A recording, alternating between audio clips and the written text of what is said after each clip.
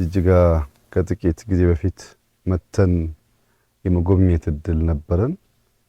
አሁን ያየነው ጅጅጋ ከዚህ ቀደም ካየነው ጅጅጋ በእጅጉ የተለየ ነው።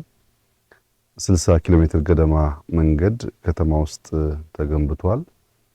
ወደ 10 ኪሎ ሜትር የሚጠጋ ወክዌይ ተገንብቷል። 10 ኪሎ ሜትር የሚጠጋ የባይክ ሩት ተገንብቷል። በስፋት ተተክሏል። በብዙ ሺዎች የሚቆጠሩ አዳዲስ ቤቶች ተገንብተዋል። መብራት በስፋት ከተማ ውስጥ ተስፋፍቷል። ዛሬ ፕሬዝዳንቱ እንደነገረኝ ሪፖርት ባለፉት ጥቂት ዓመታት የጅጅጋ የመብራት ኮንሰምፕሽን 4 እጥፍ አድጓል እና በመብራት በመንገድ በወክዌይ ባይክ ሩት ሃውሲንግ በብዙ ሺዎች ነው የተገነባው። እንዳያችሁ ከተማ በጣም ተሻሽሏል፣ አድጓል።